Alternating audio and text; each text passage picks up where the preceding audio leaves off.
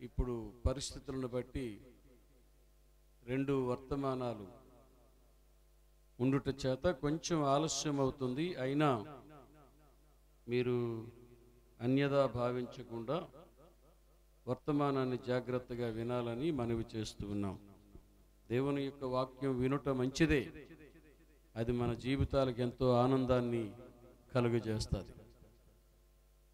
ముందుగా ఒక మాట చదివి తర్వాత వాక్య ధ్యానంలోనికి వెళదాం. ఎవరైనా ఒకరు వాక్యాన్ని తీసి వెంటనే చదవడానికి ప్రయత్నం చేయండి. అలా చదవగలిగితే మనకి తొందరగా మరికొన్ని విషయాలు మనం ధ్యానించడానికి అవకాశం ఉంటుంది. గలతీయులకు వ్రాసిన పత్రిక 4వ అధ్యాయము 4వ వచనం.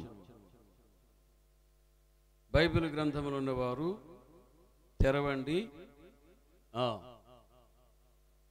అయితే కాలము సంపూర్ణమైనప్పుడు, కాలము నువ్వు తప్పు చదువుతున్నావు. ఆగు, నువ్వేం చదివావు?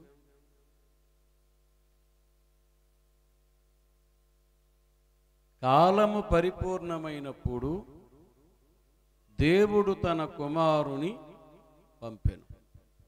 చాలు చాలు చాలు. ఈ వాక్యం మనకు అర్థమవడానికి కొత్త నిబంధనలో ఏదైనా ఒక వాక్యమును మనము చదివినప్పుడు ఆ వాక్యము యొక్క మూలములోనికి వెళ్ళాలి. ఆ మూలము ఎక్కడున్నది అంటే పాత నిబంధనలో ఉంటుంది. కొత్త నిబంధనలో వ్రాయబడిన ఏ మాట అయినా దాని యొక్క జతపక్షి ఎక్కడుంటుంది అంటే పాత నిబంధన గ్రంథములో ఉంటుంది. దేవుని యొక్క వాక్యమునకు మొదట మనము ప్రాధాన్యతనివ్వాలి. దేవుని యొక్క వాక్యమునకు ప్రాధాన్యత ఇచ్చినప్పుడు వాక్యము మనకు అర్థమవుతుంది. వాక్యము అనగానే దేవుడు. చెప్పండి, వాక్యం అనగానే దేవుడు. ఆదియందు వాక్యముండెను, వాక్యము దేవుని యొద్ద ఉండెను, వాక్యమే. ఇప్పుడు దేవుడు ఎవరు చెప్పండి? వాక్యం. వాక్యమే దేవుడు. దేవుణ్ణి నీవు ప్రార్థించినప్పుడు ఎలా ఊహించుకుంటున్నావో నాకు అర్థం కావటం లేదు, కానీ దేవుణ్ణి నువ్వు ప్రార్థించినప్పుడు ఒకవేళ యేసు ప్రభువుని బయట మనము చూసే ఫోటోలు రూపములో ఆయన ఉన్నాడేమని ఒకవేళ భ్రమపడుతున్నావేమో ఆలోచన చేసుకో. దేవుడు ఎప్పుడు కూడా ఒక చిత్ర రూపములో ఉండడు. అది ఎవరో ఒక ఆర్టిస్ట్ గీసినటువంటి బొమ్మ, ఫోటో. అదే దైవం అనడానికి వీలు లేదు. చాలా తప్పు, అది చాలా పొరపాటు. ఏ రూపముతోనైనను ఆయనను మనము సాటి చెయ్యలేము. కాబట్టి దేవుడు ఏమని మనం భావించాలి, ఎవరని మనము తలుసుకోవాలి, తెలుసుకోవాలి అంటే ఆయన వాక్యస్వరూపమయ్యున్న దేవుడు.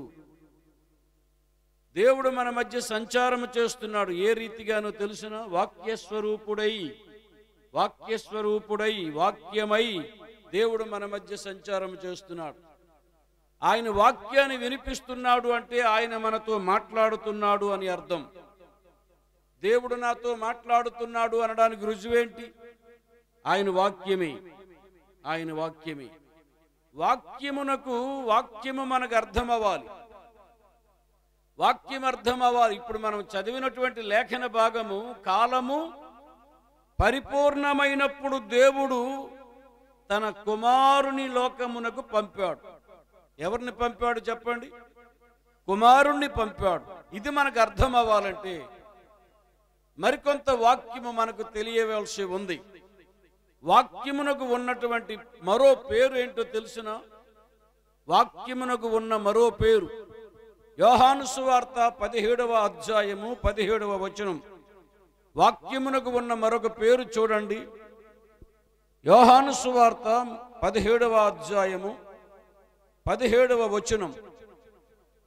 సత్యమందు వారిని ప్రతిష్ఠ చేయము, నీ వాక్యమే. చెప్పండి, నీ వాక్యమే. ఇప్పుడు సత్యము అంటే ఏమిటి? నీ వాక్యమే. వాక్యమే సత్యము. ఈ సత్యము ఒక రోజున ఒక గవర్నర్ దగ్గరికి వెళ్ళి నిలబడింది. తీర్పు సమయంలో ఆయన దగ్గరికి, గవర్నర్ దగ్గరికి వెళ్ళి నిలబడినప్పుడు ఆ గవర్నర్ అన్నాడు, సత్యం అంటే ఏమిటి అని అడిగాడు. వాడు అడిగాడా? సత్యం అంటే ఏమిటి అనేటప్పుడు యేసు ప్రభు వారు మౌనంగా ఉన్నాడు. అక్కడ వాక్యాన్ని మీరు జాగ్రత్తగా చదివితే, పిలాతు మహారాజు ఎదుట పిలాతు అడుగుతాడు, సత్యం అంటే ఏమిటి? సత్యమును గూర్చి సాక్ష్యం ఇవ్వడానికి వచ్చానన్నాడు ఈయన. నా రాజ్యం ఈ లోక సంబంధమైనది కాదు, సత్య సంబంధమైనది. సత్యం అనగా ఏమిటి అని అడిగితే ప్రభు అక్కడ ఏమీ మాట్లాడలేదు, మౌనంగా ఉన్నాడు యేసుక్రీస్తు వారు. కారణం ఏమిటి అంటే ఆయనే సత్యము కాబట్టి. సత్యమయ్యున్న ఈయన మహారాజు పిలాతు ఎదుట నిలబడ్డాడు. సత్యమును ఎదురుగా ఉంచుకొని సత్యమనగా ఏమిటి అని అడుగుతాడేంటి ఈయన? అందుకే ఈయనే సత్యము కాబట్టి నీతో మాట్లాడుతున్న నేనే సత్యము అని ఆ మనుషుడు గ్రహించడానికి ఆయన మౌనమైపోయాడు. అక్కడ సమాధానము లేదు. నీ వాక్యమే సత్యము. వాక్యమును గూర్చిన సత్యము మనకు అర్థం అవ్వాలి. గలతీయులకు రాసిన పత్రిక 4వ అధ్యాయం 4వ వచనం మనకు అర్థం అవ్వాలంటే కాస్త లోతుల్లోనికి వెళ్ళాలి మనం. అంటే సత్యమును తవ్వాలి.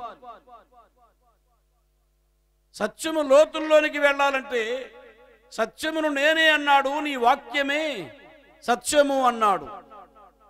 మరి ఈ సత్యము ఎక్కడ దొరుకుతుంది? మనకి సత్యం మనకు దొరకాలి. ఎక్కడ దొరుకుతుంది? ఎలా దొరుకుతుంది? ప్రసంగి గ్రంథము 7వ అధ్యాయం 24వ వచనం. ప్రసంగి గ్రంథము 7వ అధ్యాయము 24వ వచనం. సత్యమైనది ఇప్పుడు మనకు కావలసినది ఏమిటి? సత్యము. వాక్యం అర్థం అవ్వాలంటే సత్యము కావాలి. ఎందుకంటే నీ వాక్యమే సత్యము అన్నాడు ఆయన. ఇప్పుడు సత్యం ఎక్కడుందంట? నీ సత్యము దూరముగాను బహులోతుగాను ఉన్నది. దానిని పరిశీలన చెయ్యగలవాడు ఎవడు? ఇప్పుడు సత్యం అంట ఎలా ఉందంట తెలిసిన? సత్యము చెప్పండి. సత్యం ఎలా ఉందన్నాడు? ఎక్కడుందన్నాడు? సత్యం యొక్క అడ్రస్ చెబుతున్నాడు ఇక్కడ. సత్యము బహులోతుగాను దూరముగాను ఉన్నది. దానిని అది తెలుసుకోవాలంటే కొంత పరిశీలించాలి, పరిశోధించాలి. వాక్యం అర్థం అవ్వాలంటే పరిశీలించాలి, పరిశోధించాలి. నీ వాక్యమే నీ వాక్య సారాంశమే సత్యము అన్నాడు. సత్యము మనకు అర్థం అవ్వాలంటే దేవుని యొక్క వాక్యం సెలవిస్తుంది, అది బహులోతుగాను ఉన్నది, చాలా దూరముగాను ఉన్నది. సత్యం లోతుల్లోకి వెళితేనే తప్ప సత్యము మనకు అర్థం కాదు. దూరానికి వెళితేనే తప్ప సత్యము మనకు దొరకదు. సత్యం అన్నది ఎక్కడుందట? లోతుగా ఉన్నది, దూరాన ఉన్నది. దానిని తెలుసుకోవాలంటే పరిశీలన చెయ్యాలి. దానిని పరిశీలన చేయగలవాడు ఎవడు అని ఉంది అక్కడ. ఎవడు పరిశీలన చేస్తున్నాడు? సత్యము యేసుక్రీస్తు అని ఎంతమందికి తెలుసు? సత్యమేవ జయతే అన్నారు మన పెద్దలు. సత్యమే దేవుడు అన్నారు. దేవుడు ఎప్పుడు అబద్ధము కాడు, నిజమే సత్యం. ఆ నిజం, ఆ సత్యం యేసుక్రీస్తే. అయితే ఈయన అంత ఈజీగా దొరకట, కొంచెం లోతుల్లోనికి వెళ్ళాలి. ఎందుకంటే సత్యమైనది బహు దూరముగాను లోతుగాను ఉన్నది. దూరాన ఉన్న ఈ సత్యము, ఎక్కడో లోతుల్లో ఉన్న ఈ సత్యము మనకు ఎలాగ అర్థమవుతుంది? ఎలా తెలుసుకోవాలి? సామెతల గ్రంథం ఎలా తెలుసుకోవాలో చూడండి. ఎప్పుడు మనకు ఆయన అర్థమవుతాడో చూడండి. సామెతల గ్రంథము 2వ అధ్యాయము 4-5 వచనాలు. వెండిని వెతికినట్లు దానిని వెతికిన ఎడల, వెండిని వెతికినట్లు దానిని వెతకాలి, దాచబడిన ధనమును వెతికినట్లు దాన్ని వెతికిన ఎడల యెహోవా యందు భయభక్తులు కలిగి ఉండుట ఎట్టిదో నీవు గ్రహించదవు. దేవుని గూర్చిన విజ్ఞానము, అది అసలు సంగతి. అక్కడికి రావాలి మనం. ఎవరిని గూర్చిన జ్ఞానము చెప్పండి? ఎవరిని గూర్చిన జ్ఞానం? దేవుని గూర్చిన జ్ఞానము అంటే దేవుని గూర్చిన విద్య, దేవుని గూర్చిన జ్ఞానం అప్పుడు మనకు లభిస్తుంది. ఎప్పుడు? ఆ జ్ఞానము ఆ సత్యము మనకు అర్థం కావాలంటే వెండిని వెతికినట్లు వెతకాలి. దాచబడిన ధనమును వెతికినట్లు దానిని వెతికిన ఎడల సత్యము నీకు అర్థమవుతుంది. గట్టిగా స్తోత్రం చెప్పండి. దాచబడిన ధనమును వెతికినట్లు వెతకాలి. ఇప్పుడు మనము కూర్చున్న ఈ స్థలములో భూమి క్రిందను కొన్ని కోట్ల విలువ చేసే బంగారపు గనులున్నాయని కనుగొన్నాడు అనుకోండి. అర్థమవుతుందా?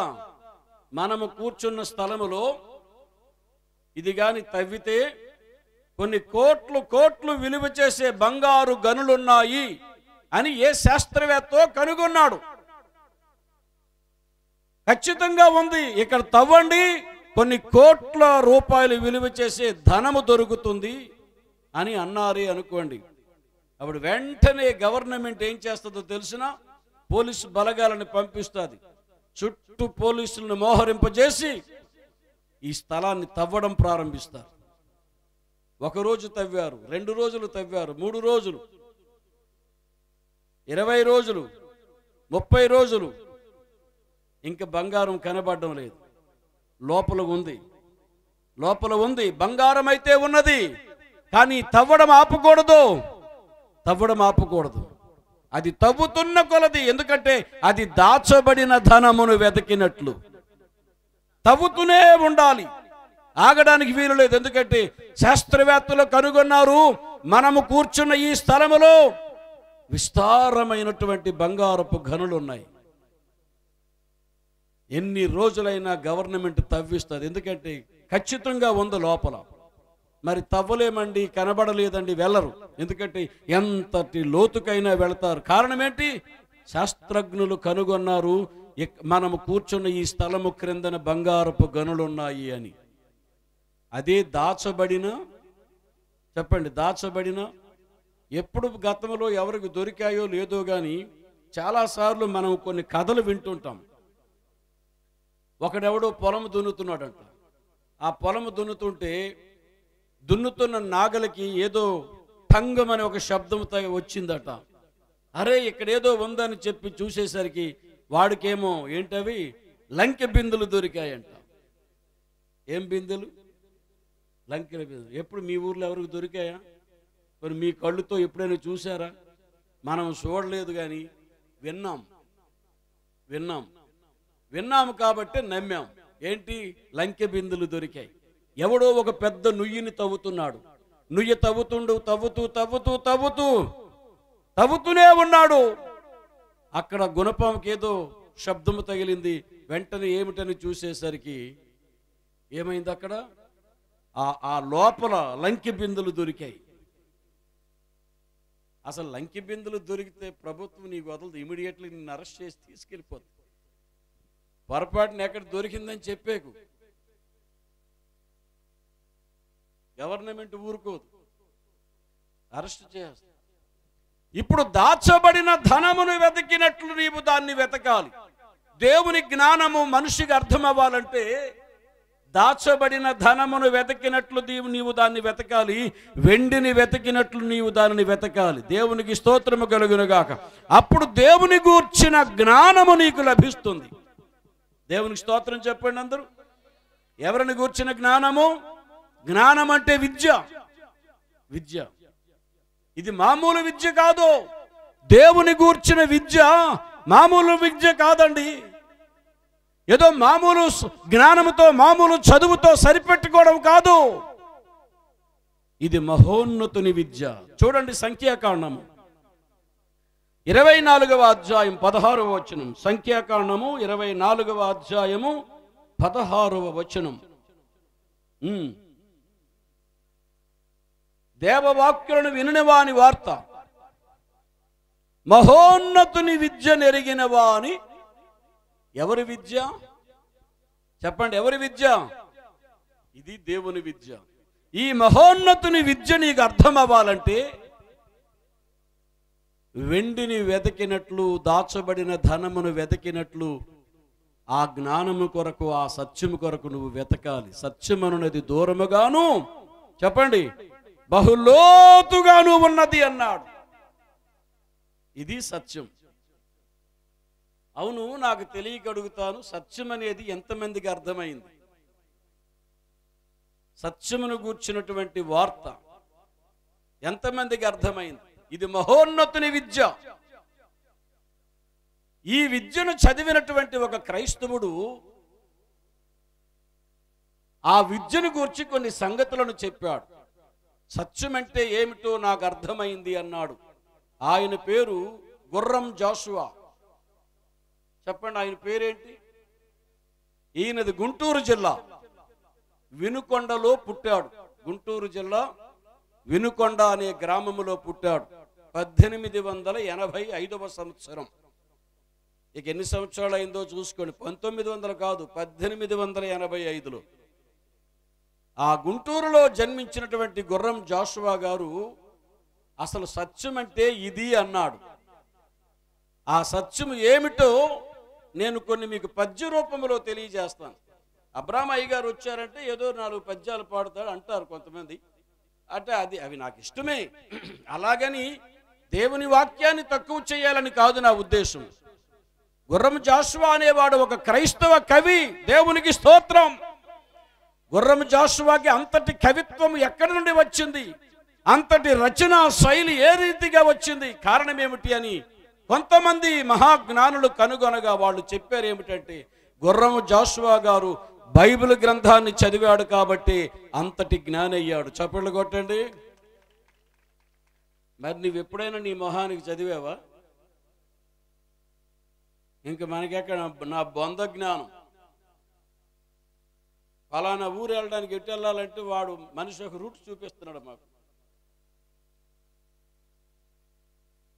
అలా ఒక ఆయన అయితే అక్కడ ఏదో విక్రమపురం వస్తుందిగా ఊరు చివరికి వెళ్ళిపోయింది అన్నాడు. ఆడు ఊరు చివరికి వెళ్తే ఆ లైట్ కనబడుతుంది కదా, ఆ లైట్ వెనక్కి వెళ్ళు అన్నాడు. లైట్ అవతలకు వెళ్ళిపో అన్నాడు. మేము ఆ లైట్ దాటి వెళ్ళిపోతున్నాం. మేము ఊరు నిండా లైట్లే, అది అక్కడ మధ్యలో ఉంది కంబర తిరగడానికి. ఆపినప్పుడు ఎవరో రోడ్డు ప్రక్కన ఉంటే, అమ్మ ఇటు కంబర్ వెళ్ళాలంటే, బాబు కంబర్ వెళ్తారా, నేను వస్తానని ఒక ముసలమ్మ అడ్డుగా కాసింది. సరే రా, ఎక్కువ మాకు దారిని చూపుదు కానీ అని వచ్చాం. ఏది మన జ్ఞానము? ఎక్కడ మన జ్ఞానము? మనము గ్రహించిన సత్యము ఎంత? ఏమిటి నీవు గ్రహించిన సత్యం? క్రైస్తవ్యములో ఉన్నటువంటి సత్యం ఏంటో నీకు అర్థం అవ్వాలండి. సత్యమును గూర్చిన సువార్త, సత్యమును గూర్చినటువంటి వార్త ఎందుకు మనకు అవసరం అంటే, సత్యము మిమ్ములను ఏం చేస్తుంది? స్వతంత్రులనుగా చేయును. ఏ పాపములో, ఏ శాపములో నీవు బంధింపబడ్డావో, ఆ బంధింపబడిన శాపము నుండి, పాపము నుండి నీవు విమోచన పొందాలి అనుకుంటే సత్యము దగ్గరకు రావాలి. సత్యము మిమ్ములను స్వతంత్రులనుగా చేస్తుంది. అంటే బానిసలుగా అయిపోయాం. మానవులు పాపమునకు బానిసలు అయిపోయారు. వారికి స్వతంత్రత లేదు, స్వేచ్ఛ లేదు. అందుకే స్వేచ్ఛ కావాలి అంటే, స్వతంత్రత కావాలి అంటే, విమోచన కావాలంటే క్రీస్తు దగ్గరికి మనము రావాలి. జాషువా గారు కొన్ని విషయాలు చెప్పారు. ఏది? సత్యమును గూర్చి. అది మనము నేర్చుకోవాలంటే ఎక్కడ? మనము దాటిపోయినది నా భాగ్యరేఖ అన్న దగ్గర నుండి రావాలి. సత్యం అర్థం అవ్వాలంటే, సత్యహరిశ్చంద్రుడు అనే ఒక డ్రామా ఉంది, తెలుసా? మీ ఊర్లో ఎప్పుడైనా ప్రదర్శించారా? సత్యహరిశ్చంద్రుడు అనే ఒక నాటకం అది భారతదేశంలో ఆచంద్ర తారార్కంగా ఉంటుంది. అది దానికి మించిన డ్రామా లేదక. 9 గంటలకు కూర్చుంటే తెల్లవారి 6 గంటల వరకు ఏకదాటిగా సాగే నాటకం ఏదైనా ఈ భారతదేశంలో ఉన్నది అంటే అది హరిశ్చంద్ర నాటకమే. అయితే ఈ హరిశ్చంద్ర నాటకానికి పద్యాలు బలిజేపల్లి లక్ష్మీకాంతం గారు రాశారు. బలిజేపల్లి లక్ష్మీకాంతం గారు బ్రాహ్మణుడు, వినండి. గుర్రం జాషువా గారు దళితుడు. ఈ దళితుడు అనగానే అప్పటికి ఇప్పటికీ అందరికీ కొంచెం నీరసమే కాబట్టి గుర్రం జాషువా గారి పద్యాలు హరిశ్చంద్ర నాటకంలో పెట్టలే. బాపులోలు ఎంతమంది ఉండగా మన పద్యాలు వదిలేసి ఎవడో దళితుడి పద్యాలు మనకెందుకురా అన్నారు. సరే అని పద్యాలు పాడుతున్నారు, డ్రామాలు వేస్తా ఉన్నారు. ఆ డ్రామాలో అంత చప్పగా ఉంది. అసలైన సీన్కి వచ్చేసరికి జనం లేరు, అందరూ వెళ్ళిపోతున్నారు. ఏంటి జనం వెళ్ళిపోతున్నారు అంటే ఆ చివరిలో పద్యాలలో పసలేదు. చెప్పండి, ఏమి లేదు. ఏం బాగాలేదురా, పదండ్రా, ఏంటి ఇలాగున్నాయేంట్రా అన్న. అరే తెల్లవారిన వరకు ఈ డ్రామా సాగాలి కదా, మనం పొరపాటు చేశాము. లక్ష్మీకాంతం గారి పద్యాలు ఈ నాటకంలో పెట్టి మనం చాలా తప్పు చేశాము. ఎవరి పద్యాలైతే వద్దనుకున్నామో ఆ దళితుని యొక్క పద్యాలే ఈ నాటకంలో పెడదామని చెప్పి నాటకంలో పెట్టారు. ఇక చూడండి, తెల్లవార్లు వన్స్ మోర్లు అంటాం. తెల్లవార్లు వన్స్ మోర్. ఒక పద్యం పాడితే హరిశ్చంద్రునికి డబ్బులు పెట్టేసి మళ్ళీ పాడో పాడో పాడో తెల్లవార్లు పాడించుకున్నారు. ఆ పద్యాలని కాటి సీను అన్నారు. చెప్పండి, ఏమి సీను? కాటి సీన్ అంటే ఏమిటి? వల్లకాడు సీన్ అంతే, అంతకంటే ఏమి లేదు. అసలైనది మానవుడు అక్కడికే వెళతాడు. కొంతకాలం అయిపోయిన తర్వాత, బ్రతికినంత కాలం ఇక్కడ మనం బ్రతికి తరువాత వెళ్ళిపోయే సీన్ ఒకటి ఉంది. ఆ సీనే కాటి సీను. పాపం హరిశ్చంద్రుడు అనే ఈ మహారాజు ఒక మహర్షికి అప్పు పడతాడు. విశ్వామిత్రుడు అనే మహర్షికి అప్పు పడినందువలన ఆ అప్పు తీర్చలేకపోతాడు. తీర్చలేకపోయేసరికి ఆ కాలంలో ఉన్నటువంటి సాంప్రదాయాలు, సంస్కృతి అది మనము వేరుగా తీసుకుని వెళితే అందులో స్త్రీ వివక్ష కూడా కనిపిస్తుంది. కానీ ఆ టైంలో తన భార్యను కాశీ అనే ఒక పురములో, వారణాసిలో తన భార్యను కొడుకుని అమ్మేసుకుంటాడు. భార్యను కొడుకుని అమ్ముతాడు. ఎక్కడ? కాశీలో అమ్మేస్తాడు. ఎందుకు? గురువు గారి యొక్క అప్పు తీర్చడానికి అమ్మేశాడు. అమ్మేసిన తర్వాత ఒంటరివాడైపోయాడు. ఇవన్నీ నేను ఎందుకు చెప్తున్నానంటే సత్యం అంటే ఏమిటో మనకు అర్థం అవ్వాలి. అది దాటి వెళ్ళిపోకండి మీరు. దేవునికి స్తోత్రం చెప్పండి. అందరు ఇక్కడే ఉన్నారా? దాటి వెళ్ళిపోకండి. ఏమో చీకట్లు నాకంటే మసిముఖాలు ఎక్కువగా ఉన్నట్టు ఉన్నాయి, ఒక్కడి కనబడడం లేదు. మీరు పడుకున్నారు, వింటున్నారు. నాకైతే ఆ దూరం ఉన్న వాళ్ళ గురించి ఎవరికి ఏం తెలియట్లేదు. రైట్, ఒక మాట వినండి. ఈయన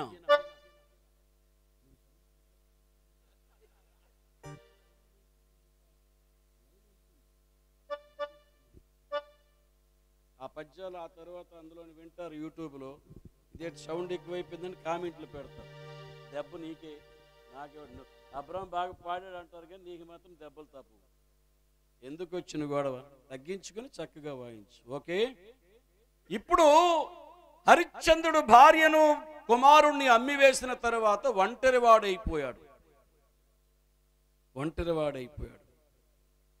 అప్పుడు అంటున్నాడు ఈయన, ఏమని? దాటిపోయినది. దాటిపోయిందంటే భార్య మరి లేదు అతని దగ్గర. ఒంటరివాడైపోయాడు, భార్యను అమ్మేశాడు. దాటిపోయినది నా భాగ్యరేఖ, దాటిపోయినది నా అర్ధాంగి లక్ష్మి, దాటిపోయినది. నేనిప్పుడు ఏకాకినా? మీరు మనస్సు పెట్టి వినండి, సత్యమేంటో అర్థమవుతుంది. సత్యము లోతుగాను చెప్పండి బహుదూరముగాను ఉన్నది. అక్కడికే వెళ్ళాలి. దాని లోతెంతో మనకు తెలియాలి, దాని దూరం ఎంతో మనకు తెలియాలి. అంటే కొన్ని పద్ధతుల ద్వారా మనము ఆ సత్యం యొక్క లోతు దూరాన్ని మనము కనుగొనగలుగుతాం. ఆ పద్ధతుల్లో భాగమే ఇది. ఆయన క్రైస్తవుడు, చక్కగా రాశాడు. గుర్రం జాషువా అంటే మన క్రైస్తవుడు. ఎవడో రాసిన పద్యాలు మనం పాడట్లా. గుర్రం జాషువా గారు మన క్రైస్తవుడు. మన క్రైస్తవుడు ఉన్న రాసిన పద్యాలకు హరిశ్చంద్ర నాటకములో ఆచంద్ర తారార్కం గొప్ప కీర్తి సంపాదించి పెట్టా ఈ పద్యాలు. ఇందులో సత్యమున్నది, మానవుని యొక్క జీవన గమ్యమున్నది, మనిషి యొక్క జీవితం ఏంటో ఇక్కడ ఉంది. నా అర్ధాంగి లక్ష్మి దాటిపోయినది, నేనిప్పుడు ఏకాకినా, నేనే కాదు లోకములో ఉండే సర్వజనులను ఏకాకులే. నేనే కాదు లోకములో ఉండే సర్వజనులను ఏకాకులు.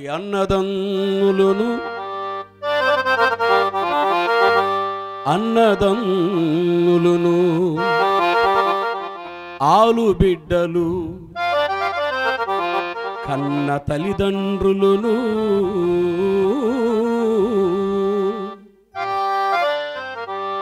స్నేహితుల్ బంధువుల్ వెంటరారు తుదిన్.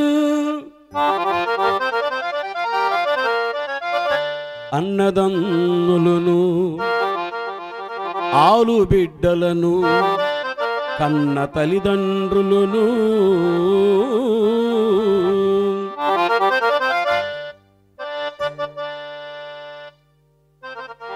స్నేహితుల్ బంధువుల్ వెంటరారు,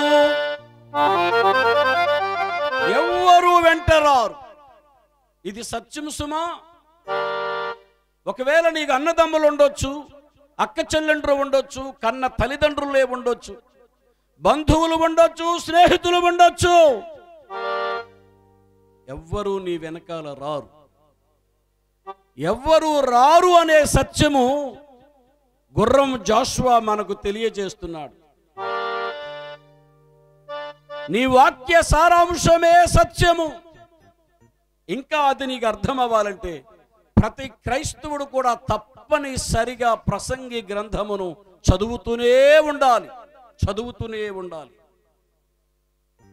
ప్రసంగి గ్రంథము, పరమగీతము, సామెతల గ్రంథము, యోబు గ్రంథము, ఈ 4 గ్రంథములను అర్థము చేసుకొని ఈ 4 గ్రంథాల ఆధారముగా హరిశ్చంద్ర నాటకానికి పద్యాలు రాశాడు క్రైస్తవుడైన గుర్రం జాషువా. ఎలా రాసుకొచ్చాడు అనుకుంటున్నారు? ఇప్పుడు చదివిన ప్రతి పద్యము మీకు బైబిల్ గ్రంథములో కనిపిస్తుంది. రెఫరెన్సులు కావాలంటే రేపు తెల్లారి నాకు అందరూ ఫోన్ చేయండి, నేను రెఫరెన్సులు ఇస్తాను. ఇప్పుడు రెఫరెన్సులు చెప్పుకొని ఉంటే టైం సరిపోదు. బైబిల్లో ఉన్నవే ఆయన రాసుకొచ్చాడు. అందరూ అందరూ అందరూ ఎవరు వెంటరారు. వెంట వచ్చునదే యశస్సు, వెంట వచ్చునదే యశస్సు, అదే సత్యము. యశస్సు అంటే కీర్తి. ఈ భూమండలం మీద ఉన్నంత కాలము నీవు ఏమి కీర్తిని సంపాదించుకున్నావో అదే యశస్సు. మంచి పనులు చేస్తున్నావా దేవుని కొరకు? నీ కీర్తి ఆచంద్ర తారార్కం నిలబడాలి. దేవుని దగ్గరికి వెళ్ళేటప్పుడు తల దించుకునే రీతిగా ఉండకూడదు, మనం తల ఎత్తుకునే విధముగా ఉండాలి. న్యాయపు తీర్పులో దేవునికి స్తోత్రం. మనమందరము న్యాయపు సింహాసనం ఎదుట ఒక రోజున నిలబడే రోజు ఒకటి ఉంది. ఆ నిలబడే రోజున తల దించుకుంటావో తల పైకెత్తుకొని జీవిస్తావో అది నీ కీర్తికి, నీ యశస్సుకి వదిలేశాడు. అది యశస్సు, అదే సత్యము. ఇంకంతే, ఇంకేముంది సత్యం అంటే? అన్నీ అయిపోయా, ఏమీ లేదు, ఇక సత్యం ఎక్కడరా? అదే సత్యము, అదే సత్యము అన్నాడు. వదలిపోయెను సామ్రాజ్య వైభవంబు,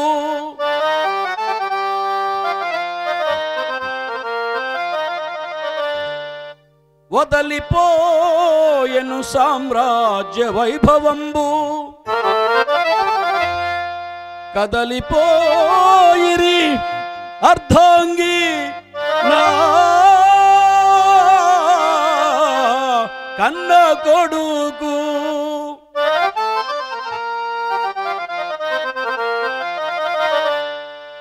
ఇక ఏముంది, అందరూ వదిలి వెళ్ళిపోయారు, అందరూ వదిలి వెళ్ళిపోయారు. వదిలిపోయెను సామ్రాజ్య వైభవంబు. పాపము, ఇతడు చాలా గొప్ప రాజు అండి హరిశ్చంద్రుడు. మీకు దేవి భాగవతం గాని జాగ్రత్తగా చదివితే సూర్యవంశమునందు జన్మించినటువంటి హరిశ్చంద్రుని యొక్క చరిత్ర మీకు కనిపిస్తుంది. తాను పడిన రుణము కొరకు, నీతి కొరకు నిలబడ్డాడు కాబట్టి ఆయన సత్య హరిశ్చంద్రుడు అయ్యాడు. హరిశ్చంద్రునిలో సత్యమున్నది అని అర్థం. హరిశ్చంద్రుడు ఉండేవాడో లేదో మనకు అనవసరం, కానీ ఆ నాటకమునకు పద్యాలు రాసినటువంటి గుర్రం జాషువా గారిని బట్టి మనం ఫాలో అవుతున్నాం.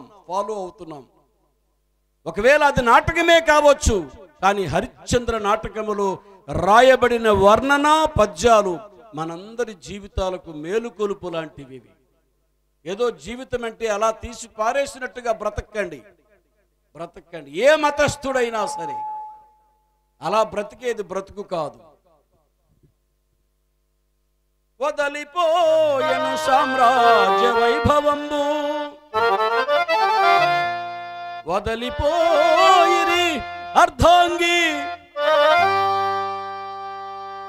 నా కుమారుడు లేడు, ఆయన కూడా వెళ్ళిపోయాడు, వాడైపోయాడు. అందరూ వెళ్ళిపోయారు. ఇక ఆయన మీద ఒక పెద్ద వస్త్రం ఉండేది. హరిశ్చంద్రుని యొక్క శరీరం మీద వస్త్రం ఉండేది. ఆ వస్త్రాన్ని చూసి, ఆ వస్త్రము ఆయన మాట్లాడుతుండగాని, ఆయన వైరాగ్యములో ఉండగాని తనంతట తానుగా వస్త్రము కూడా కిందన పడిపోతుంది. పాపం ఈ హరిశ్చంద్రుడికి పై వస్త్రము కదండి, అది పై వస్త్రము కనబడకపోయేసరిగా అటు వెతుకుతాడు. వెతికితే అక్కడ కనబడుతుంది, కిందన పడుతుంది అనమాట. నా మీద నీవు కక్షబూని ఓ వస్త్రమా, నా భార్య బిడ్డలు అందరూ వెళ్ళిపోయారు, అందరూ వదిలి వెళ్ళిపోయారు, నాకేమీ మిగలలేదు, కనీసం నువ్వు కూడా నా మీద లేవు. శరీరము మీద ఉన్న వస్త్రాలన్నీ వదిలేసినప్పుడు, వెళ్ళిపోయినప్పుడు, పడిపోయినప్పుడు మనుష్యుడు దిగంబరిగా మారుతాడు. ఇందును గూర్చి బైబిల్ గ్రంథం ఏమి సెలవిస్తుందంటే, మానవుడు దిగంబరిగానే వచ్చాడు, దిగంబరిగానే వెళ్ళిపోతున్నాడు. దేవునికి స్తోత్రము కలుగునుగాక. మానవుడు దిగంబరిగా వచ్చాడు, దిగంబరిగానే వెళ్ళిపోతున్నాడు. నా మీద నీవు కక్షబూని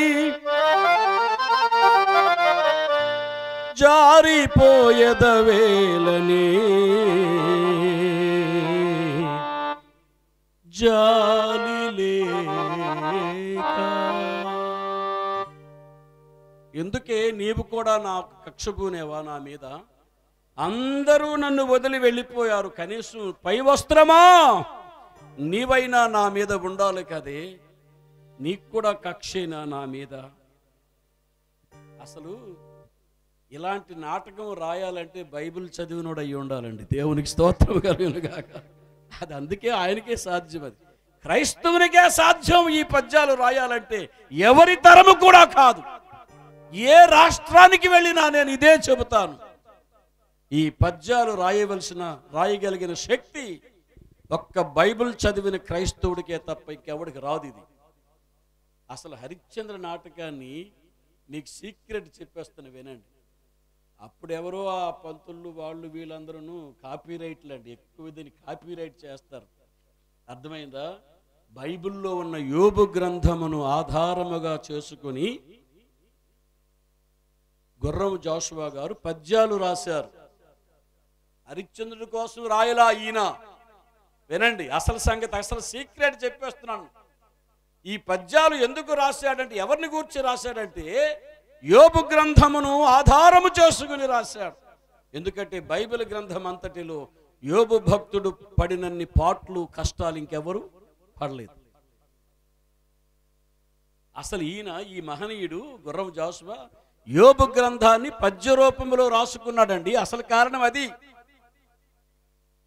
పద్య రూపంలో రాసుకున్నాడు. అతను పడిన కష్టాలు, అతడు సత్యం కోసం. యోబు భక్తుడు దేవుని కోసం, దేవుడే సత్యము, సత్యం కోసం ఎంత తపన పడ్డాడో.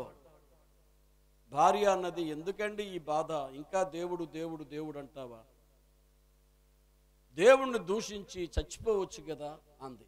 ఇంతకంటే ఇంకా బాధ ఉంటుందా ఏ పురుషునికైనా? 10 మంది పిల్లలు ఒక పక్కన చచ్చిపోయారు, ఆస్తులు అంతస్తులన్నీ వెళ్ళిపోయాయి, దొంగలు దోచుకుపోయారు, అగ్ని వచ్చి నాశనం చేసింది, పంటలు పూర్తిగా నాశనం అయిపోయాయి, 100 కొలది 1000 కొలది ఎడ్లు ఒంటెలు గుర్రములు నాశనం అయిపోయాయి. ఇక ఆయన ఒక్కడే మిగిలిపోయాడు. కొన్ని ఒంటరిగా మిగిలిపోయాడని అపవాది వదిలాడా? తన శరీరం అంతటిని కూడా కురుపులమయము చేసేశాడు. యోబు భక్తుని యొక్క గోళ్ళు అరిగిపోయాయి. చేసేది లేక శ్మశానములోనికి వెళ్ళిపోయి చెల్ల పెంకులతో తన శరీరమును గోక్కున్నాడని రాస్తున్నాడు బైబిల్లో. ఎంతకంటే దారిద్ర్యమైన జీవితం ఇంకెవరికైనా ఉందా? ఆ కథని ఆధారము చేసుకుని పద్య రూపంలో కవులు కవిత్వ ద్వారణిలో రాస్తారు ఏదైనా ఒక కథని. తెలుగు మాస్టర్ గారికి ఒక కథ, అదే లెక్కల మాస్టర్ గారికి అదే కథ. తెలుగు మాస్టర్ గారు రాసిన విధానం వేరు, లెక్కల మాస్టర్ గారు రాసిన విధానం వేరు. కవికి ఒక ఆలోచన రావాలే గాని పద్య రూపంలో యోబు యొక్క చరిత్రను రాసుకుంటూ వచ్చాడు. హరిశ్చంద్ర నాటకంలో చంద్రమతి దేవుని ప్రాణేశ్వరి అంటాడు. చంద్రమతి తన భార్య, హరిశ్చంద్రుడి భార్యకి ఏమని పిలుస్తాడు చెప్పండి? ఏమని పిలుస్తాడు? ప్రాణేశ్వరి. చంద్రమతి అండవు, ప్రాణేశ్వరి అంటాడు. అసలు ప్రాణేశ్వరి అనే మాట ఒక్క బైబిల్ గ్రంథం పరమగీతములో తప్ప ఇంకెక్కడా ఈ మాట ఏ గ్రంథములో కూడా కనబడదు మనకి. దేవునికి స్తోత్రము కలుగును గాక. ప్రాణేశ్వరి అనే మాట ఏ గ్రంథములో, ఏ పురాణములో, ఏ ఇతిహాసాలలో కూడా మనకు దొరకదు. బైబిల్ గ్రంథములో నా సఖి, నా ప్రియురాల, నా ప్రాణేశ్వరి అనే పదాలు బైబిల్ గ్రంథములో మనకి కనిపిస్తాయి. ఆ రీతిగా నాటక రూపంలోనికి వచ్చింది జాషువా గారి యొక్క పద్యాలు. నా మీద నీవు కక్షబూని జారిపోయదవేలని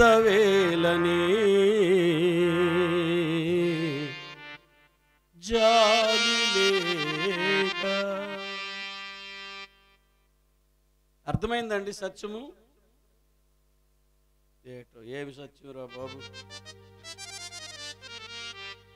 యేసు ప్రభు వాక్యం చెప్పురా అంటే పద్యాలతో చంపుతున్నాడు ఏంటి దుర్మార్గుడు? నీకు ఇది పద్యాలుగా ఉండొచ్చు, కానీ ఇందులో దాగిన సత్యము నీకు అర్థం కావాలి. సత్యమేంటో నీకు అర్థం కావాలి. ఏది శాశ్వతం అనుకుంటున్నావు నీవు చెప్పు?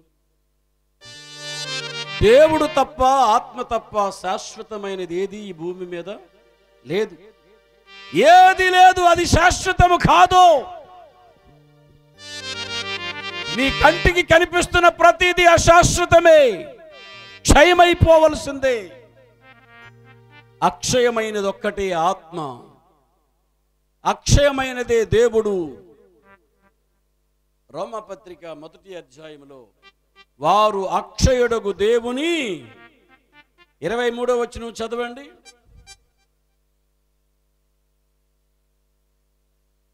వారు అక్షయుడు. దేవుడు ఎవరు చెప్పండి?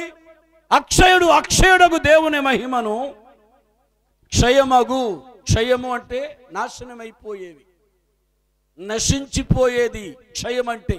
అక్షయము అంటే ఎన్నటికీ నాశనము కానిది. ఎన్నటికీ నాశనము కానిది దేవుని వాక్యము, ఎన్నటికీ నాశనము కానిది పరలోకము, ఎన్నటికీ నాశనము కానిది యేసయ్య. దేవునికి స్తోత్రము కలుగునుగా. వారు అక్షయుడగు దేవుని మహిమను చదువు. క్షయమైపోయిన మనుష్యుల యొక్కయు, పక్షుల యొక్కయు, చతుష్పాద జంతువుల యొక్కయు, పురుగుల యొక్కయు ప్రతిమా స్వరూపములుగా మార్చేశారంట. ప్రతిమలు అంటే చెప్పండి అర్థం ఏంటో చెప్పండి. ప్రతిమ అంటే బొమ్మే. ఎవరిని బొమ్మగా మార్చేశారంట? అక్షయుడైన దేవుని మహిమను క్షయమైపోయినటువంటి మనుషులు క్షయమైపోతారు, పక్షులు క్షయమైపోతారు, చతుష్పాద జంతువులు క్షయమైపోతారు. ఇంకా వదలలేదు. ఎక్కడికి వెళ్ళారంటే పురుగులను కూడా వదలలేదు మనోళ్ళు. మనుషులు దేవుళ్ళే, పక్షులు దేవుళ్ళే, 4 కాళ్ళు పాదములు కలిగిన జంతువులు దేవుళ్ళే, చివరకు పురుగు కూడా దేవుడే. ఎలా మార్చేశారంటే ప్రతిమలుగా మార్చేశారు, బొమ్మలుగా మార్చేశారు. నేపాల్ అనే ఒక దేశం ఉంది. మన భారతదేశం ఎలాగుందో నేపాల్ అనేది ఒక దేశం ఉంది. ఆ నేపాల్ దేశంలో మన తలలో ఉంటాయి కదా, పేళ్ళు ఉంటాయి కదా, తలలో జీవులు ఏంటమ్మా, వాటి పేరేంటి? పేళే. ఒక జాతి ఉంది నేపాల్ దేశంలో. ఆ తెగవారు పేనుని దేవుడు అంటారు. దేన్ని? పేనుని దేవుడు అంటారు. పేను కనబడితే వాళ్ళు దండం పెడతారు. పేను కొరకు వారు దేవాలయాలు కట్టున్నారు నేపాల్ దేశంలో. ఒక తెగకు సంబంధించినటువంటి వారు. దేని కొరకు? పేను దేవాలయం. అది కనబడగానే దండం పెడతారు, చంపరు, వదిలేస్తారు. అదే మనమైతే పొరపాటున తల మీద పేను కనబడింది అనుకోండి, దానికి వెంటనే గోరుతో, మరి మాడు మీద గోరుతో పెట్టి మర్డర్ చేసిందా కుదలరు మీరు. అవునా? ఒకవేళ పేను కనబడి అరణ్యంలో ఎక్కడో తప్పిపోయింది అనుకోండి, అరణ్యం అంటే అదే జుట్టు, తప్పిపోయింది అనుకోండి, నువ్వు ఎవరికైతే పేలు చూస్తున్నావో ఆ పిల్ల అటు ఇటు కదిలుంటుంది. కొంచెం కదిలేసరికి ఈ పేను ఏంటయింది, కనబడినట్టే కనబడి అరణ్యంలో ఎక్కడ దాగుండిపోయింది. ఇక ఉంటుంది ఆ పిల్లకి తిన్నగుండదు. 4-5 ముట్టికాయలు పెట్టిన దాకా నీ కడుపు నిండదు. అది తిన్నగుండదు, నీ కడుపు నిండదు. చంపేస్తాం, దొరికితే వదలం. కానీ నేపాల్ దేశంలో ఒక తెగవాళ్ళు అది కనబడగానే దండం పెడతారు. దానికి దేవాలయం కట్టించారు, పేను దేవాలయం. పురుగులను కూడా వదలలేదు మనోళ్ళు. ఏం చేశారు? చతుష్పాద జంతువులను ప్రతిమా స్వరూపములుగా మార్చేశారు. అదే విగ్రహారాధన. దేవుణ్ణి ఏం చేశారు? విగ్రహముగా మార్చేశారు, ప్రతిమలుగా మార్చేశారు. మనుషులు దేవుళ్ళే, పశువులు దేవుళ్ళే, పక్షులు దేవుళ్ళే, పురుగులు దేవుళ్ళే, రాళ్ళు దేవుళ్ళే, రప్పలు దేవుళ్ళే, కప్పలు దేవుళ్ళే, చివరికి చెప్ప కూడా దేవుడే. ఇది మానవుని యొక్క అసత్య ధోరణి. ఇంతటి అసత్యములో ఉండగా మానవునికి సత్యం ఎక్కడ గోచరమవుతుంది? తవ్వాలిగా, లోతుగా ఉన్నది కదా, దూరాన ఉన్నది కదా. దానిని పరిశీలన చేయగలవాడు ఎవడు? అది మనం చదివాం. వెండిని వెతికినట్లు వెతకాలి, దాచబడిన ధనమును వెతికినట్లు వెతకాలి. అప్పుడు నీకు దేవుని గూర్చిన విద్య చదివాము. సంఖ్యాకాండము చదివాము. దేవుని విద్య, మహోన్నతుని విద్య. ఆ విద్యలోనికి రావాలండి. ఆ విద్య బైబిల్లో మహోన్నతుని విద్య బైబిల్లో తప్ప ఇంక ఏ గ్రంథములోనూ కనిపించదు. దేవునికి స్తోత్రం. హల్లెలూయా. జారిపోయదవేలని జాలి లేక స్థిరమై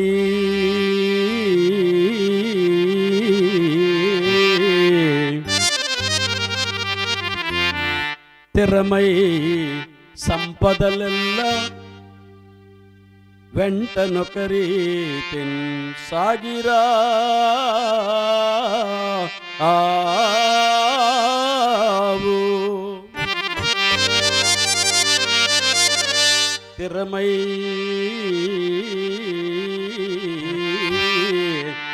సంపదలెల్లా వెంటనొకరీతిన్ సాగిరా ఆవు ఏరికి ఏసరికి ఏ పాటు విధించునో విధి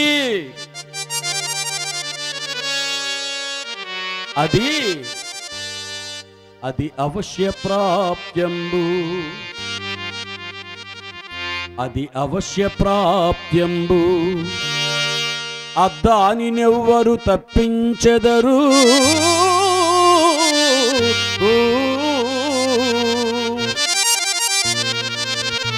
ఉన్నవాడనని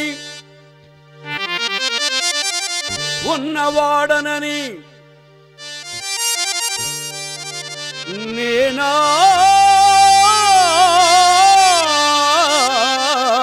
ఉన్నవాడనని గర్వం వేరికి కాదు.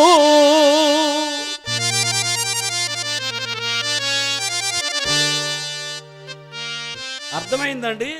ఉన్నవాడనని, ఉన్నదంటే ఆస్తులు అంతస్తులు, డబ్బు బంగారము ఐశ్వర్యము. ఉన్నవాడనని గర్వం వేనికి కాదు, వద్దు అంటున్నాడు. ఎందుకంటే ఇవేవి నీకు శాశ్వతము కాదు. ఉంటే ఉండునుగాక. నీవు ఏదైనా కలిగి ఉండు, అది దేవుని వలనే నీకు కలిగింది. దేవునికి స్తోత్రము కలుగునుగాక. కలిగి ఉన్నదేదియు సమస్తమును ఆయన మూలముగా కలిగెను, కలిగి ఉన్నదేదియు ఆయన లేకుండా కలగలేదు. అందుకే ఆ భక్తుడు అంటున్నాడు, స్థిరమై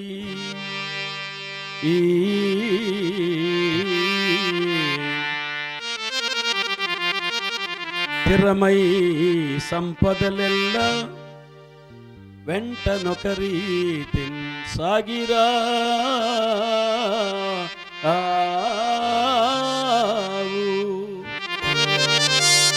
కాబట్టి ఒకవేళ నీకు విస్తారమైన సంపదలు ఉండొచ్చు, అవేవి నీ వెనకాల రావు. ఒకడు లోకమంతయు సంపాదించుకొని వాని ప్రాణము పోగొట్టుకుంటే వానికి ఏమి ప్రయోజనము? శాశ్వతము కాదు కదా, ఇవన్నీ అశాశ్వతమైనవే. ఏరికి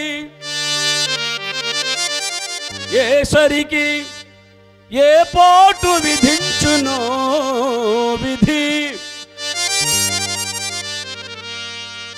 ఏ పాటికి, ఏ కాలానికి, ఏ సమయానికి ఏది సంభవించాలన్నా అది విధి చేతిలో ఉంది. విధి అంటే దేవుడు అని అర్థం. అందుకే చాలా మంది ఈ తల మీద చేయి పెట్టి విధి రాతరా అంటారు. చెప్పండి, ఏమి రాత? ఎన్ని రాతలైనా మార్చగలమేమో గాని విధి రాతను మాత్రము మార్చలేము. విధి రాత అంటే దేవుడు రాసిన రాత. ఒకవేళ నీవు భౌతికంగా ఏదో నా రాత ఇలా మారిపోయింది, నా బ్రతుకిలాగ అయిపోయింది అని బాధపడుతున్నావేమో, నా రాత ఇంతే అని, నువ్వు యేసు దగ్గరకు వస్తే ఆయనొక్కడే నీ తలరాతను మార్చగలిగిన దేవుడు. ఆయనొక్కడే నీ తలరాతను మార్చగలడు. దారి లేదు ఇంకా. ఒకవేళ నా రాతే ఇంతని బాధపడుతున్నావేమో, యేసు దగ్గరకు వచ్చి ఒక్కసారి ప్రయత్నించు, నీ జీవితమే మారిపోతుంది. క్రైస్తవ్యానికి, వినండి బాగా, క్రైస్తవ్యానికి మిగతా మతాలకు ఉన్న తేడా ఏంటంటే, ఇది అందరూ మనసులో ఉంచుకోండి. ఏమిటి క్రైస్తవులు వీళ్ళందరినీ యేసు దగ్గరికి రమ్మంటారు, వీళ్ళకి ఏం పని ఉండదా? అందరూ యేసు దగ్గరికి రండి, మా యేసే గొప్పవాడు అంటారు. అవును, యేసు గొప్పవాడే. క్రైస్తవములోనికి క్రైస్తవులకి మిగతా మతాలకు ఉన్నటువంటి తేడా ఏమిటంటే, మిగతా మతాలలో మనిషి దేవుణ్ణి వెతుకుతాడు, ఆ వెతికేది కూడా సరిగా చేతకాక వెతుకుతాడు, అందుకే దేవుడు ఆ వ్యక్తికి దొరకడు. మిగతా మతాలలో మనిషి దేవుణ్ణి వెతుకుతాడు. క్రైస్తవ్యములో దేవుడే మనిషిని వెతకడానికి వచ్చాడు. దేవునికి స్తోత్రము కలుగును గాక. మానవుడు అనేక రకాలైనటువంటి ప్రయత్నాలు చేస్తూ దేవుని దగ్గరికి వెళ్ళిపోవడానికి ఎన్నో రకాలైన ప్రయత్నాలు చేస్తూనే ఉన్నాడు. దానికి వాళ్ళే కొన్ని రూల్స్ పెట్టారు. రేయ్, నీకు దేవుడు కావాలంటే ఇదిగో నల్లటి బట్టలు వేసుకో, 40 రోజులు ఉండు, సంసారములు మానేసి 40 రోజులు మాత్రమే ఈ డ్రెస్ వేసుకో. భక్తి, దేవుణ్ణి వెతికే భక్తి. కాళ్ళకు జోడు, ఏదో ఒక క్రైస్తవుడి కాళ్ళు జోడేయకుండా నడమనండి, నవ్వుతారేటరా? నడమనండి, ఒక్క అడుగు తీసేయలేడు. కానీ వాళ్ళు 40 రోజులు వేకువజామున చెరువులోనికి దిగి చల్లటి నీళ్లు స్నానం చేయండి. క్రైస్తవులు ఎవరైనా వేడి నీళ్ళు లేకపోతే అసలు స్నానం చేయం మనం. చూడండి, వాళ్ళు మనకు చలి అంటాం కానీ వాళ్ళకి చలి ఉండదు. మా ఊర్లో చాలామంది ఉన్నారు, తెల్లవరేసరికి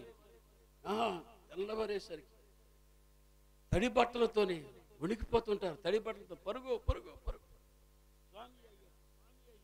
వేడెక్కిపోతుంటారు, బాడీ వేడెక్కిపోతుంది. తర్వాత ఒక ఇంత మూట ఉంటుంది, బుర్ర మీద పెట్టుకొని వెళ్ళాలి. నువ్వు వెళ్ళగలవా? ఎందుకురా నీకు ఈ ప్రయాస? రకరకాల బట్టలు మార్చమంటుంది మతము, రకరకాల బరువులు మోయమంటుంది మతము. ఎందుకు దేవుణ్ణి వెతుకుతున్నాడు. కానీ బైబిల్ గ్రంథము సెలవిస్తుంది, దేవుడే మానవుణ్ణి వెతకడానికి భూలోకానికి వచ్చాడు. దేవునికి స్తోత్రం. ఆ దేవుడే ప్రభు అయిన యేసుక్రీస్తు ఆయన భూమి మీద అడుగుపెట్టిన రోజే క్రిస్మస్ పండగ. నశించిన దానిని వెతికి రక్షించుటకు మనుష్య కుమారుడు ఈ లోకమునకు వచ్చాడు. చూడండి, ఇతర మతాలకి మన మతంలో ఉన్న తేడా చూడండి. 2, మతములో భక్తుడు, మతాలలో ఉన్న భక్తులు దేవునికి రక్తం ఇచ్చారు, దానినే బలి అన్నారు. చెప్పండి, ఏమన్నారు? బలి పేరిట రక్త ప్రోక్షణం చేశారు, జంతువులను బలిచ్చారు, యాగాలు చేశారు. అశ్వమేధ యాగము, అజామేధ యాగము, రాజసూ యాగము, వాజపేయ యాగము, ఎన్నో రకాలైన యాగములు చేసి ప్రతి యాగములోనూ వేలాది వందలాది లక్షలాది జంతువుల యొక్క రక్తమును బలి చేసి, దేవా ఇదిగో ఈ రక్తము నీ కొరకే అన్నారు. భూమి మీదనున్న మతాల వారు భక్తులు రక్తమును దేవునికి ప్రోక్షిస్తే, క్రైస్తవ్యములో దేవుడే దిగివచ్చి మనుషుల కొరకు రక్తమును చెందించాడు. దేవునికి స్తోత్రము కలుగునుగాక. దేవుడే భూలోకమునికి వచ్చాడు, యేసుక్రీస్తుగా వచ్చి ఆయన తన రక్తమును చెందించాడు. ఆయన మీకు ఏ మతములో కనిపించదు, ఏ మతములో ఏ దేవుడు మానవ పాప పరిహారము కొరకు రక్తమును చిందింపలేదు. యేసు మాత్రమే మానవ పాప పరిహారము కొరకు రక్తమును చిందించాడు. రక్తము చిందించిన ఒక్క అవతార పురుషుడిని నాకు చూపండి, నేను ఇప్పుడే వెళ్ళి ఆయనకి సాగిలపడి సాష్టాంగపడి నమస్కారం చేస్తాను. యేసు కంటే గొప్పవాడైతే యేసును వదిలి యేసుతో నేను ప్రయాణం చేస్తాను, ఆ వ్యక్తితో నేను ప్రయాణం చేస్తాను. ఇది కూడా ఛాలెంజ్ అనుకోండి మీరు. అందుకే నాకు యేసు లాంటి దేవుణ్ణి నాకు మీరెవరు చెప్పలేరు, చూపించలేరు. మా నాన్నగారు, ఏరా నీకు దేవుడు అంటే ఈ మాల మతస్థుడు దేవుడే దొరికాడా నీకు? ఎవడు దొరకలేదా నీకు? ఎవరు దేవుడు అటు? ఈయన మాల మతస్థులు దేవుడు, మాలోలు దేవుడు. మరి ఈ దేవుడికి మాలోలందరూ నమ్మడం లేదు. అనవసరంగా మనం నమ్ముతున్నాం, కానీ మాలలు ఎవడు రావట్లా, మాదిగోడు ఎవడు రావట్లా. ఒరే ఒకవేళ మనము చెప్పడం కోసం అది మీ దేవుడనయ్యా బాబా, అందరూ వచ్చి నమ్ముతున్నారు, మీరు నమ్మండి అంటే లేదులేండి మా దేవుడు ఎందుకు అవుతాడు అంటున్నారు. మరి నీవెవడు రా మాలమతము అని చెప్పడానికి? గురజాడ అప్పారావు అంటారు, మాలన్నది మంచి అయితే ఆ మాల నేనవుతా అన్నాడు. మాలతనములో మంచి ఉంటే ఏమైపోయింది? అయిపోదాం మనం కూడా. మాలన్నది మంచి అయితే, మంచి అన్నది మాల అయితే ఆ మాల నేనవుతా అన్నాడు. మహానుభావులు సత్యము తెలుసుకున్నవారు అలాంటి మాట్లాడారు. మనం ఎక్కడంటాం? వెళ్ళరా మాలమతం తీసుకుని వచ్చిన ఇంట్లోకి అన్నారు. మెడపెట్టి గెంటి మరీ కొరడాలతో కొట్టాడు మా నాన్న. పుస్తకమును చించేశాడు, 2 ముక్కలు చేశాడు. నా మొదటి బైబిల్ని మా నాన్న వీధిలో విసిరేశాడు. బోరున వర్షం కురుస్తుంది, ఆ వర్షంలో వెళ్ళిపోయింది నా బైబిల్, వరదలో కొట్టుకుపోయింది. విడిచిపెడతావా లేదా? నేను మా నాన్నకి ధైర్యంతో కొన్ని ప్రశ్నలు వేశాను. యేసు ప్రభువులో నాకు నేరం చూపిస్తే నేను ఈ మతాన్ని వదిలేస్తానని చెప్పాను. యేసు ప్రభువులో పాపము చూపిస్తే నేను వదిలేస్తాను నాన్న, ఈ మతంతో నాకు పని లేదు. కానీ నాకు కొన్ని ప్రశ్నలు ఉన్నాయి, నా ప్రశ్నలకు నీవు సమాధానం చెప్పాలి. నాకు పరిశుద్ధుడైన దేవుడెవరో నాకు చెప్పాలి నీవు. పాపము లేని దేవుడెవరో నాకు చెప్పాలి, చూపించాలి నీవు. మానవ పాపము నిమిత్తమై, పాప ప్రక్షాళనము కొరకై, పాప క్షమాపణ కొరకై రక్తమును చిందించిన వాడు నాకు కావాలి. నాకు నువ్వు చూపించగలిగితే యేసును నేను వదిలేస్తానని చెప్పాను మా నాన్న దగ్గర. మా నాన్న అన్నాడు, అలాంటి దేవుళ్ళు మనకు లేరు అన్నాడు.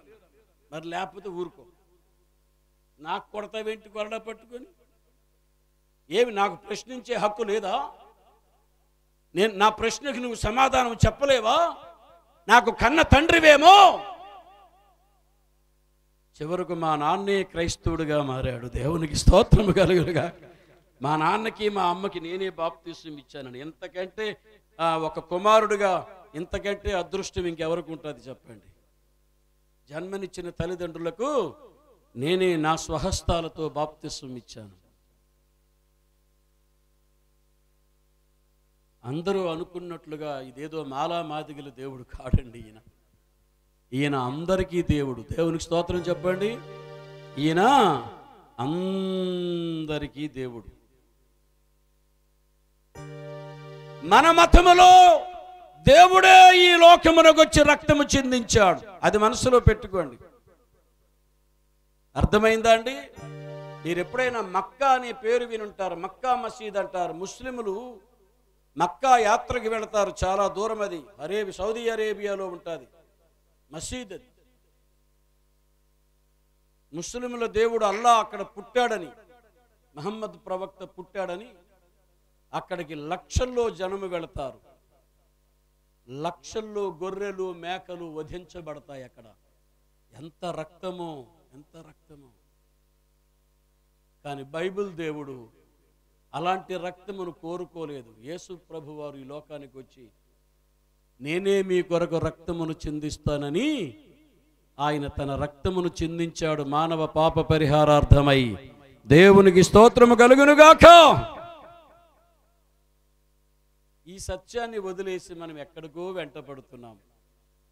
అందుకు మనం ఎన్ని రకాలైనటువంటి సత్యములు మన వెనకాల తెచ్చుకున్నా ఏవి మన వెనకాల రావు. ఒప్పుకోండి అందరూ, ఏవి మన వెనకాల రా. ఏరికి ఏ సరికి ఏ పాటు విధించునో విధి, అది అవశ్య ప్రాప్యంబు. దేవుని విధిని బట్టి, దేవుని నిర్ణయమును బట్టి కొన్నిసార్లు మానవ జీవితంలో కొన్ని సంఘటనలు ప్రారంభిస్తాయి, ప్రాప్తిస్తాయి. అది అవశ్య ప్రాప్యంబు. అద్దానినెవ్వరు తప్పింపగలరు.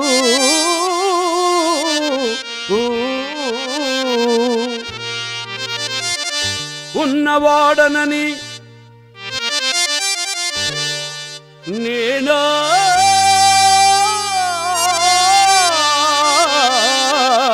ఉన్నవాడనని గర్వం వేనికి కాదు.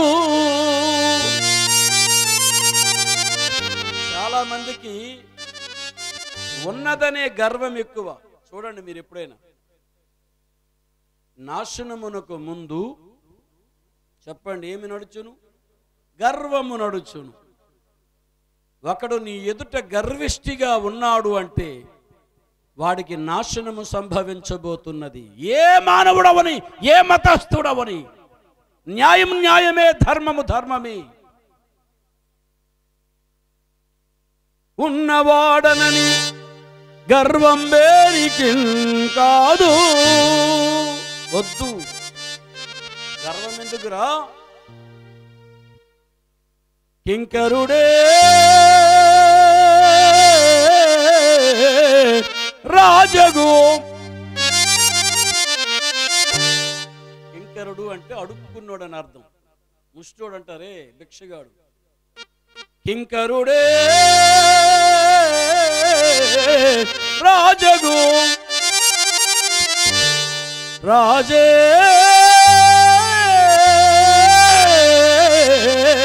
కింకరుడగు. కాలానుకూలంబుగా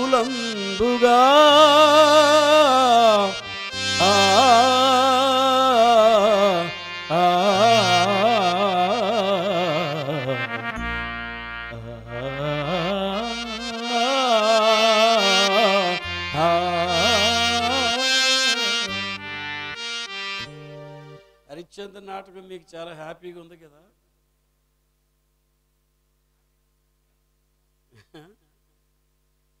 ఏం బాగుందండి హరిశ్చంద్ర నాటకం, ఎంత గొప్పదా!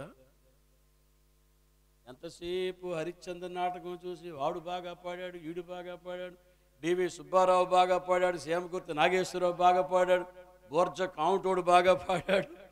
ఇన్ని పాటలు ఇన్ని రకాలుగా అంటారు. కానీ అసలు ఈ పద్యములు రాసిన వాడెవడు, దీని వెనకాల ఉన్న గంభీరమైన సత్యం ఏంటని ఏ స్టేజీ మీద అయినా ఏ హరిశ్చంద్రుడైనా చెప్పాడా? చెప్పలా.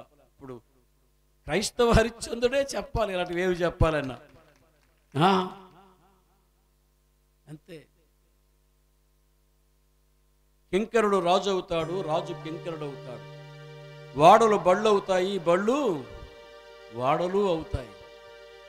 కానీ శాశ్వతమైనది ఒకటి ఉంది, జీవం. శాశ్వతమైనదే సత్యం. అదొక్కటే నిలబడతాది. మిగతావేవి నీ వెనకాల రావు, రాబోవు.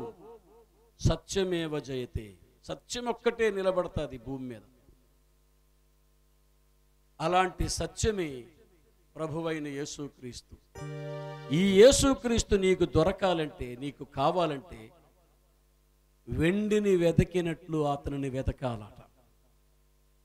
దాచబడిన, చెప్పండి, దాచబడిన ధనమును వెతికినట్లు, దాచబడిన ధనమును వెతికినట్లు నీవు వెతకాలి.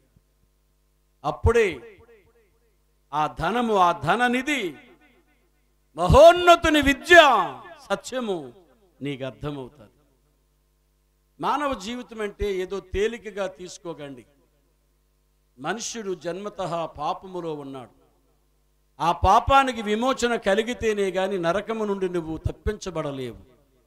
ఆ నరకము నుండి తప్పించాలన్న ఉద్దేశము కలిగిన వాడై దేవదేవుడే మానవులు ఎంత వెతికినా ఎన్ని చేసినా దేవుడు వారికి కనబడలేదు. ప్రయత్నాలైతే చేశారు, యజ్ఞాలు చేశారు, యాగాలు చేశారు, క్రతువులు చేశారు, పూజలు, జపతపాలు, నోములు, భజనలు, భక్తి ఎంత చేయాలో అంతా చేశారు దేవుని కొరకు. మానవులు దేవుని దగ్గరికి వెళ్ళాలని, దేవుణ్ణి తెలుసుకోవాలని. కానీ వారి ప్రయత్నాలన్నీ విఫలమైపోయి. మానవుడు చేస్తున్న పెద్ద తప్పు ఏంటంటే, నేను ముగిస్తున్నాను, మానవుడు చేసిన పెద్ద తప్పు ఏంటంటే దేవుని దగ్గరకు తనంతట తానుగా మార్గాలు ఏర్పాటు చేసుకున్నాడు. తనంతట తానుగా మార్గాలు ఏర్పాటు చేసి మతాలు కల్పించుకున్నాడు. దేవుడు మానవులను యథార్థవంతులుగా సృజించెను, కానీ వారు వివిధమైన తంత్రములు కల్పించుకొనిరి. దేవుడు మానవ జాతిని యథార్థముగా సృష్టించాడు, కానీ మనుషులు తంత్రాలు కల్పించుకున్నారు. మీకు ఒక్కటి ఉదాహరణ చెప్పనా? దేవునికి కులము లేదు, మతము లేదు. ఎంతమంది నమ్ముతారు? ఎవరు నమ్మరు. ఎందుకంటే మీ కులం వదిలి రాలేరు కదా.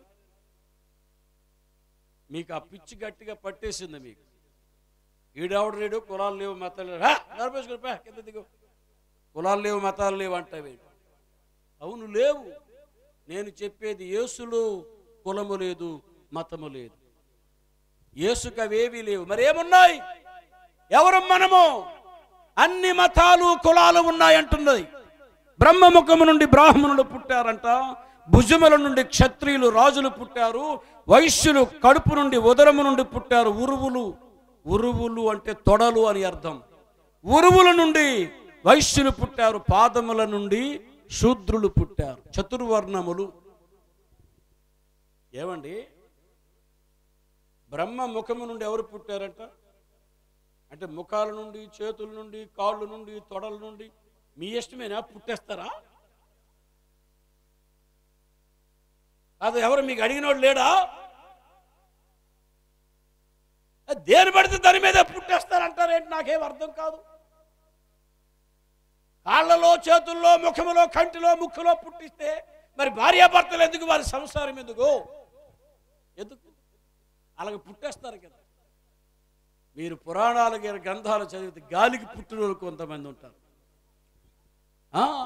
కామధేనువు యొక్క దీని నుండి పుట్టిన వాళ్ళు కొన్ని లక్షల మంది ఉన్నారు. కామధేనువు నుండి, పేడ నుండి, అది పోసే పాస నుండి పుట్టేశారు. అలాంటి చరిత్రలన్నీ కావాలంటే ఒకసారి నా దగ్గర కూర్చోండి. మీకు అన్ని పుస్తక రూపంలో ఉన్నవి నీకు చూపిస్తాను, లేనివి చెప్పను. ఇప్పుడు నేను ఆ బండారం అంతా పుస్తకాలన్నీ మోసుకొని రావాలంటే ఇప్పుడు నాకంటే, నా కారు కంటే బరువు ఎక్కువైంది. అవి ఎవడు మోసుకొని రాగలడు? ఉన్నాయి. ఏది ఉన్నదో, ఏది చదివానో, ఏది నా కన్నులతో చూశానో అదే సత్యాన్ని నేను మీకు ప్రకటిస్తున్నాను. లేనిది చెప్పాల్సిన అవసరం మనకు లేదు. అబద్ధాలు ఆడవలసిన అవసరాలు మనకు లేవు. ఎందుకు? మనకి ఏమిటంత అవసరం? పాస్టర్లు, క్రైస్తవులు అబద్ధాలు చెప్పుకొని బ్రతుకుతారంటున్నారు దుర్మార్గులు. మాకెందుకు? మాకు ఏంటా కర్మ చెప్పండి? మేము అబద్ధాలు ఆడుకొని మేము సేవ చేయాలా? మరేం పని లేదా మాకు? మీరే సత్యవంతులా? సత్యసంధుడైన యేసు బిడ్డలు ఎక్కడ? దేవునికి స్తోత్రము కలుగునుగా. మాకది నచ్చదో, మాకు తెలియదు. అబద్ధాలు ఆడి మేమేం చేయలేం. నా బ్రతుకు తెరువు అది కాదు. నేను ఈ వేదిక మీద నుండి సవాల్ విసురుతున్నాను.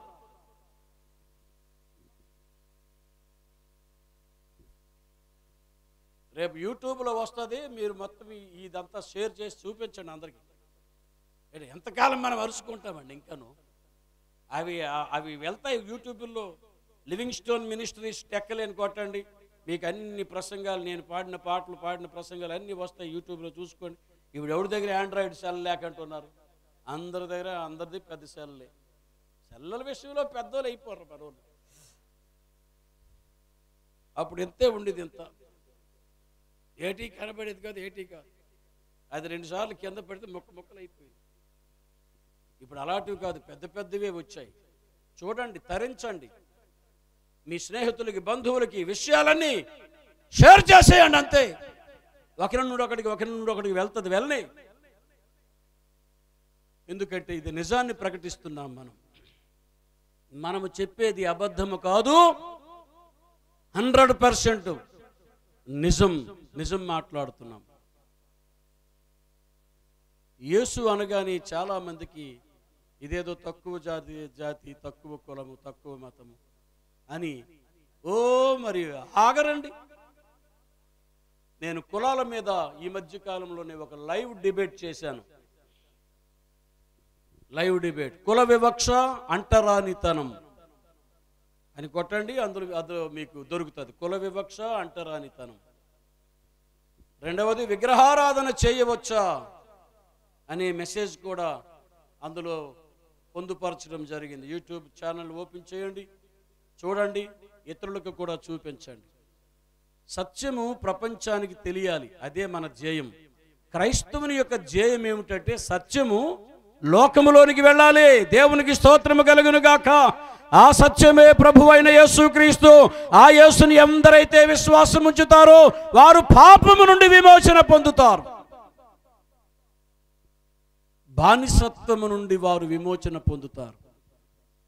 సత్యము మిమ్ములను స్వతంత్రులనుగా చేయును. తలలు వంచండి, అందరూ తలలు వంచండి. చిన్న ప్రార్థన చేసుకుందాం. అందరూ ప్రార్థన చేద్దాం. అందరం మనసు విప్పి ప్రభు దగ్గర ప్రార్థన చేద్దాం. దేవా, మీకు స్తోత్రములు నాయన, వందనాలు, కృతజ్ఞతలు. ఈ రాత్రి కాలమందు నా తండ్రి, మీరు మాకు తెలియజేసినటువంటి అనేకమైన సంగతులను బట్టి స్తుతించి ప్రార్థించి నేను ఘనపరుస్తున్నాము నాయన. తండ్రి, కొంచెం ఆలస్యమైనప్పటికీ కూడా ఎన్నో సంగతులు ప్రభువా మీరు మాకు తెలియజేసినందుకు స్తోత్రాలు చెల్లిస్తున్నాను, కృతజ్ఞతలు చెల్లిస్తున్నాను. కృప చూపండి. ఘనత, మహిమ, ప్రభావములు మీరే పొందుమని ఈ వాక్యముని ప్రజలకు వినిపింపజేసి ఉండగా పరిశుద్ధాత్మదేవా ఈ రాత్రి గొప్ప కార్యములు జరిగించండి. అనేకులను నీ వైపు త్రిప్పండి. పాపమును గూర్చి, నీతిని గూర్చి ఒప్పింపజేయమని ప్రార్థన చేస్తున్నాను తండ్రి. నీవు తప్ప విమోచకుడు లేడనే గ్రహింపు నీ ప్రజలకు దయచేయండి. సత్యమనున్నది చాలా లోతుగాను బహుదూరముగాను ఉన్నదన్న సత్యమును గ్రహించినట్లుగా చేయండి. వెండిని వెతికినట్లును దాచబడిన ధనమును వెతికినట్లును వెతికితే తప్ప సత్యమును గూర్చిన సంగతులు మాకు అర్థం కావు నాయన. మాకు తెలిసి నీవు నేర్పిన విద్య ప్రజలకు బోధించడం జరిగింది. మిగతా సమయాన్ని, మిగతా విషయాల్ని మీ చేతులకు అప్పగిస్తున్నాము. మీరే సహాయం చేసి దీవించండి. సభను ఏర్పాటు చేసినటువంటి మా ప్రియులు దైవ సేవకులు పాల్ గారిని బట్టి, అమ్మగారిని బట్టి, సంఘమును బట్టి నీ పాద సన్నిధిలో ప్రార్థన చేస్తూ ఉన్నాను. వేదికను అలంకరించిన సేవకులందరిని బట్టి, వారి సేవలను బట్టి స్తుతించి ప్రార్థన చేస్తూ ఉన్నాం. గుడివాడ నుండి వచ్చినటువంటి మా దైవ సేవకుల కుటుంబమును కొరకు నీ సన్నిధిలో ప్రార్థన చేస్తూ ఉన్నాం. ప్రతి ఒక్కరిని పేరు పేరున ఆశీర్వదించండి, మహిమను పొందండి. ఈ రాత్రి జరిగిన ఈ ప్రార్థనపై, ఈ కూడికపై నీ ప్రసన్నత ఉంచుమని,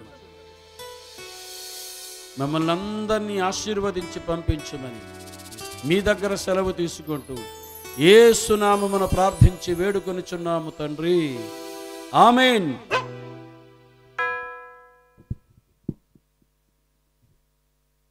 ప్రభు మహిమ కొరకు చప్పట్లు కొడుతూ దేవుని నామమున మహిమపరదాం.